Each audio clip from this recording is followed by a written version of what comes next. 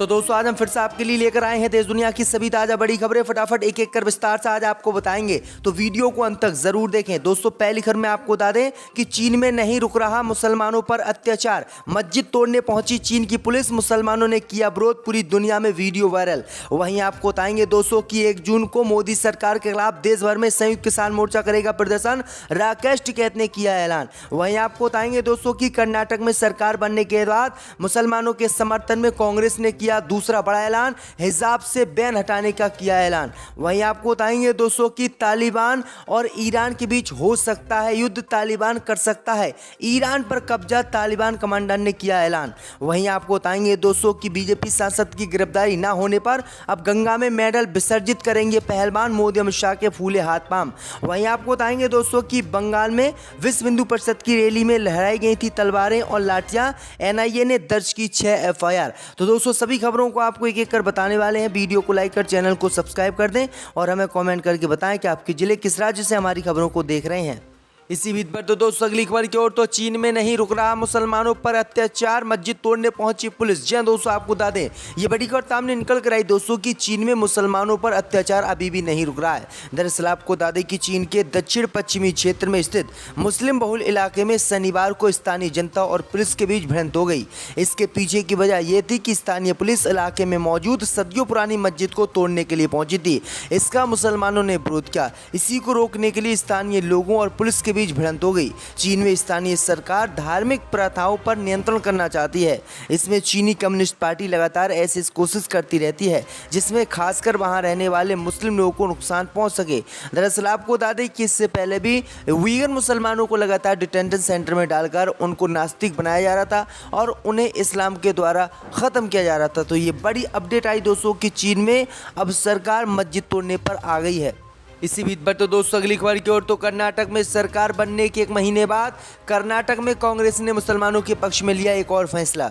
जी दोस्तों आपको बता दें कि कर्नाटक में कांग्रेस की सरकार बने हुए अभी 1 महीने का समय हुआ है। 1 महीने के बाद लगातार मुस्लिम समुदाय के समर्थन में फैसला कांग्रेस पार्टी ले रही है। इस बीच खबर सामने निकल कर आई दोस्तों कि कर्नाटक के स्कूल कॉलेजों में हिजाब पर जहां बीजेपी सरकार ने बैन लगाया था, अब कर्नाटक की कांग्रेस सरकार ने हिजाब पर बड़ा ऐलान कर दिया है। दरअसल आपको बता दें कि कर्नाटक की बीजेपी सरकार ने हिजाब पर से बैन हटाने का ऐलान कर दिया है। यानी अब स्कूल कॉलेजों में कर्नाटक के कोई भी मुस्लिम छात्रा हिजाब पहनकर जा सकती है और परीक्षा भी दे सकती है। दरअसल आपको बता दें कि कर्नाटक के शिक्षा मंत्री बधु बंगरप्पा ने मंगलवार को इसका ऐलान किया है। उन्होंने कहा है कि कांग्रेस सरकार हिजाब पर ऐसा फैसला लेगी जिससे सभी छात्रों को लाभ होगा। उन्होंने कहा कि हम सभी छात्रों के हितों को ध्यान में रखते हुए कानूनी रूप से मामले को आगे बढ़ाएंगे। वहीं इसी दौरान ये भी कहा है कि जो आरएसएस के लोग हैं कर्नाटक में, उनको ढूंढकर गिरफ्तार किया जाएगा और उनसे नौकरी छीनी जाएगी। इसी बीच पर तो दोस्तों अगली खबर की ओर, तो 1 जून को होगा देशव्यापी प्रदर्शन, संयुक्त किसान मोर्चा ने किया ऐलान, राकेश टिकैत ने पहलवानों से की अपील। जय दोस्तों आपको बता दें कि बीजेपी सांसद ब्रजभूषण शरण सिंह के खिलाफ आंदोलन कर रहे पहलवानों को संयुक्त किसान मोर्चा का साथ मिला है। 27 मई को पहलवानों के साथ बैठक के बाद संयुक्त किसान मोर्चा ने बड़ा ऐलान किया है। 1 जून को संयुक्त किसान मोर्चा देश भर में ब्रजभूषण शरण सिंह के खिलाफ विरोध प्रदर्शन करेगा। इस दौरान जिला और तहसील केंद्रों पर पुतला दहन किया जाएगा। आपको बता दें कि मंगलवार शाम को पहलवानों ने अपने मेडल गंगा में बहाने का ऐलान किया है। भारतीय किसान यूनियन के प्रवक्ता राकेश टिकैत ने पहलवानों से ऐसा न करने की अपील की है। दरअसल आपको बता दें कि राकेश टिकैत ने कहा है कि आप अपने मेडलों को गंगा में ना बहाएं, हम आपका साथ देंगे और आपके साथ मोदी सरकार के खिलाफ प्रदर्शन करेंगे। तो ये बड़ी अपडेट आई दोस्तों कि राकेश टिकैत ने एक बार फिर से किसान आंदोलन की तरह ही पहलवानों के आंदोलन को आगे बढ़ाने का ऐलान किया है। इसी बीच पर तो दोस्तों अगली खबर की ओर, तो तालिबान कमांडर ने मुस्लिम देश ईरान पर 24 घंटे के अंदर कब्जा करने का किया ऐलान, हो सकता है दोनों ही देशों के बीच युद्ध। जब दोस्तों आपको बता दें कि दुनिया के 2 कट्टर इस्लामिक मुल्क अफगानिस्तान और ईरान के बीच युद्ध छिड़ने वाला है। अफगानिस्तान पर शासन करने वाले तालिबान और ईरानी सेना के बीच सीमा पर भयंकर गोलाबारी की गई है। रिपोर्ट है कि दोनों पक्ष बम, बंदूक व घातक मिसाइलों से एक दूसरे पर हमला कर रहे हैं और बहुत जल्द ये हमले भयंकर युद्ध में तब्दील हो सकते हैं। रविवार को हुए इन हमलों में 4 सैनिकों के मारे जाने की खबर है। मृतकों में ईरानी सेना के 3 और तालिबान का 1 सैनिक शामिल है। आपको बता दें कि अब से कुछ महीने पहले ही तालिबान और पाकिस्तानी सेना के बीच युद्ध जैसी स्थिति देखने को मिली थी। पाकिस्तान और तालिबान की तरफ से हुए इन हमलों में दर्जनों सेना के जवान मारे गए थे। ऐसे में अब तालिबान और ईरान के बीच एक नया विवाद शुरू हो गया है। तो ये बड़ी अपडेट आ रही दोस्तों। इसी बीच पर तो दोस्तों अगली खबर की ओर, तो बीजेपी सांसद पर कार्रवाई न होने से नाराज हुए पहलवान, गंगा में मेडल बहाने का किया ऐलान। जब दोस्तों आपको बता दें कि भारतीय जनता पार्टी के सांसद और भारतीय कुश्ती संघ के अध्यक्ष ब्रजभूषण शरण सिंह की गिरफ्तारी की मांग कर रहे पहलवानों ने मंगलवार को फैसला लिया है कि वो अपने मेडल्स को गंगा नदी में बहा देंगे। इस ऐलान के बाद पहलवान शाम को हरिद्वार में स्थित हर की पौड़ी पर पहुंच गए हैं। हालांकि गंगा महासभा ने कहा है कि वह पहलवानों को गंगा नदी में मेडल नहीं बहाने देंगे। आपको बता दें दोस्तों कि एक महीने से दिल्ली के जंतर मंतर पर अपनी मांग को लेकर प्रदर्शन कर रहे ये पहलवान 28 मई के दिन संसद भवन के बाहर प्रदर्शन करने के लिए जा रहे थे। तभी दिल्ली पुलिस ने उन्हें बैरिकेड तोड़ने के आरोप में हिरासत में लिया। पहलवानों के खिलाफ कई गंभीर धाराएं लगाई गई हैं। इससे आहत पहलवानों ने मंगलवार को शाम 6 बजे हरिद्वार में मेडल्स गंगा नदी में बहाने का फैसला किया है। इस पर हरिद्वार पुलिस प्रशासन का कहना है कि वो हरिद्वार आ रहे हैं, पहलवानों को नहीं रोकेंगे और ना ही उन्हें मेडल नदी में बहाने से रोका जाएगा। मीडिया रिपोर्ट में एसएसपी अजय सिंह के हवाले से ये भी बताया गया है कि पहलवान कुछ भी करें वो स्वतंत्र हैं और उन्हें किसी भी कीमत पर नहीं रोका जाएगा। तो ये बड़ी अपडेट आ रही दोस्तों। इसी बीच पर तो दोस्तों अगली खबर की ओर, तो खालिस्तान को लेकर मोदी सरकार का एक्शन, 12वीं की किताब से हटाया गया अलग राष्ट्र की मांग का जिक्र। जय दोस्तों आपको बता दें कि केंद्र की मोदी सरकार की ओर से खालिस्तान को लेकर बड़ा फैसला किया गया है। एनसीईआरटी की ओर से जारी बयान के मुताबिक 12वीं की किताबों से खालिस्तान का जिक्र हटा दिया गया है। ये फैसला शिरोमणि गुरुद्वारा प्रबंधन कमेटी की ओर से लिखी गई चिट्ठी के बाद लिया गया है। दरअसल आपको बता दें कि बीते महीने गुरुद्वारा कमेटी ने एनसीईआरटी को चिट्ठी लिखकर खालिस्तान का जिक्र हटाने की मांग की थी। स्कूल शिक्षा सचिव संजय कुमार ने बताया है कि एनसीईआरटी 12वीं की राजनीतिक विज्ञान की किताब में अलग खालिस्तान बनाने की मांग का जिक्र किया गया था। इस किताब में खालिस्तानी समर्थकों को अलगाववादियों के तौर पर दिखाया गया है।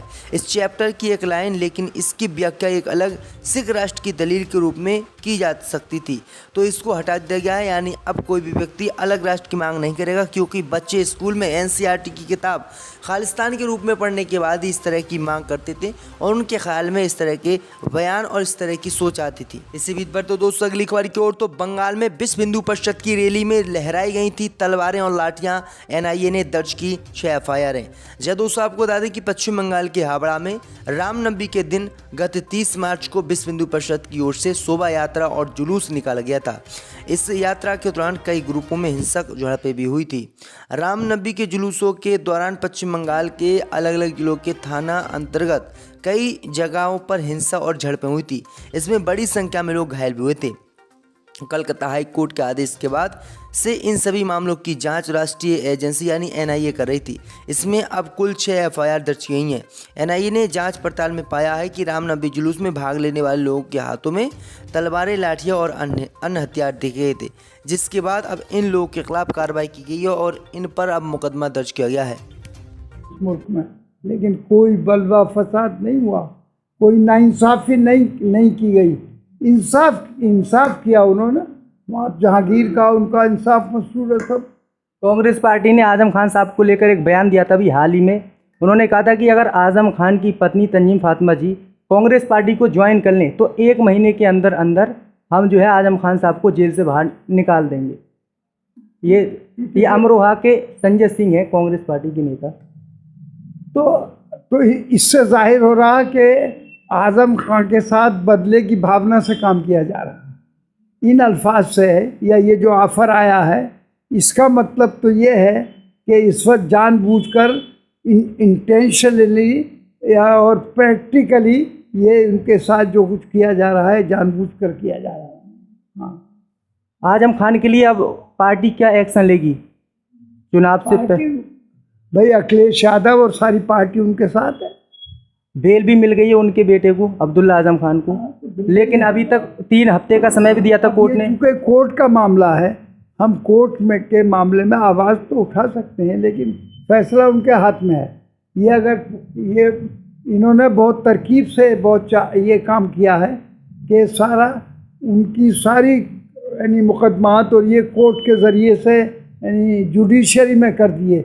अब जुडिशरी फैसला करेगी, तो इसलिए वो इस तरकीब से अपने आप को बचाए रखना चाहते हैं और उनको छोड़ना भी नहीं चाहते। समाजवादी पार्टी को उम्मीद है कि चुनाव से पहले आजम खान साहब जेल से बाहर आ जाएंगे। हम तो ये उम्मीद करते हैं क्या, और हमारी कोशिश भी यही है कि वो जेल से भी क्या अभी बाहर आ जाए।